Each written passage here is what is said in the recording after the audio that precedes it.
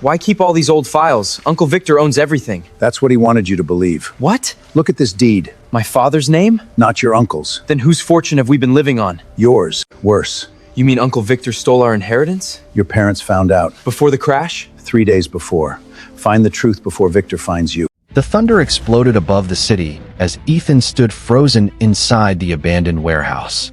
The old accountant had vanished into the darkness, leaving behind only a small brass key and a terrifying possibility. For 20 years, Ethan, his sister Clara, and his younger brother Noah had believed they were surviving because of Uncle Victor's generosity. Now everything they knew seemed like a lie. The next morning, Ethan couldn't shake the feeling that someone was watching him. Every passing car seemed suspicious. Every stranger seemed interested in him. The key burned in his pocket like a secret too dangerous to keep. By noon, he found himself standing before an old bank on the edge of the city. The safety deposit box had not been opened in nearly 2 decades.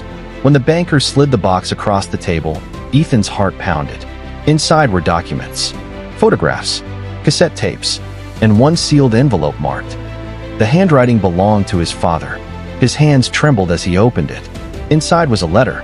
As he read the first line, his blood turned cold. Victor has been stealing from the company for years.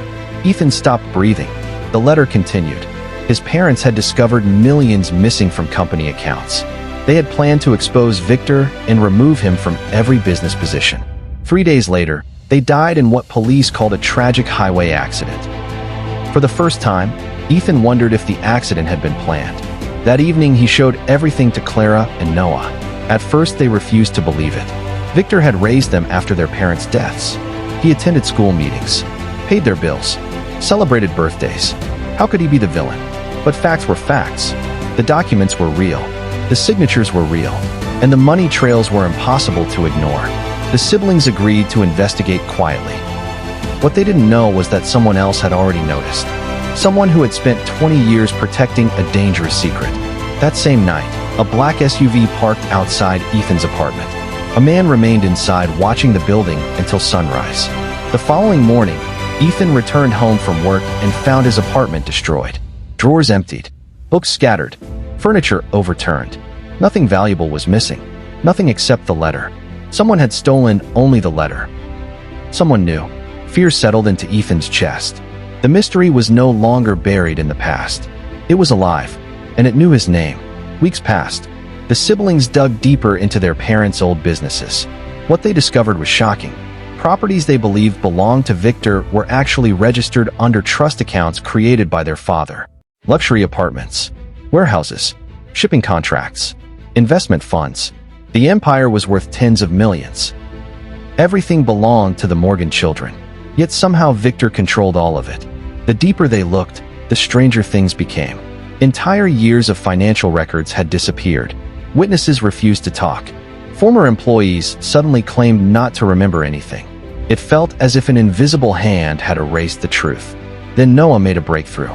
Inside an old archive room, hidden behind decades of tax files, he found a VHS tape. The label read. The tape revealed a meeting held 1 week before their parents died. Victor appeared younger, but unmistakable. The recording was grainy. The sound was poor. Yet one sentence came through clearly. Their father stood from the table and shouted, "If you don't return every dollar, I'll go to the authorities myself." The room fell silent. Victor's face changed. The expression lasted only seconds, but it was enough. For the first time, the siblings saw genuine hatred in his eyes. The tape ended abruptly. 3 days later, their parents were dead. The evidence continued growing. Yet proof of murder remained elusive, until a retired mechanic came forward. He had serviced their parents' vehicle shortly before the crash. For 20 years, guilt had haunted him. Now he finally confessed.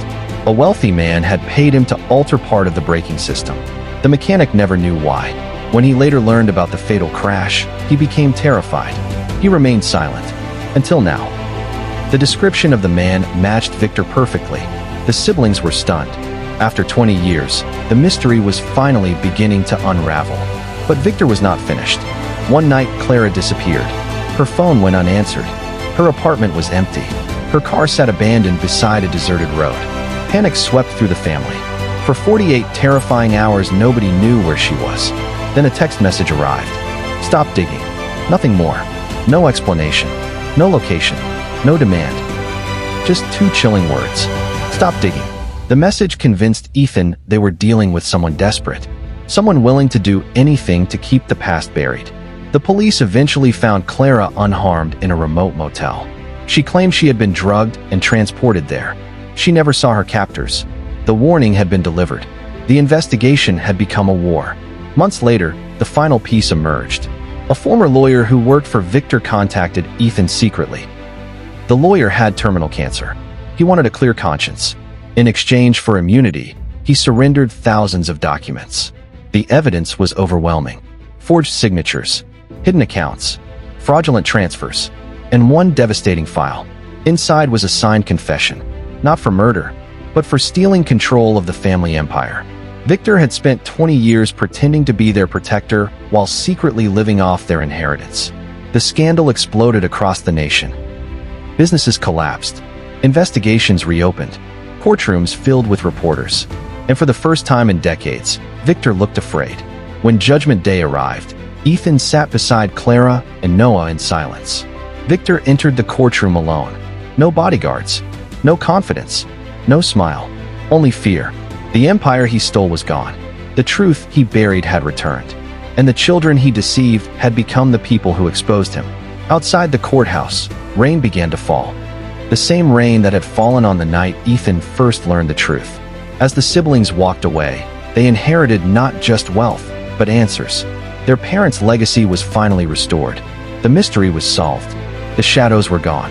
And at last, the truth belonged to those who had paid the highest price to find it. The end.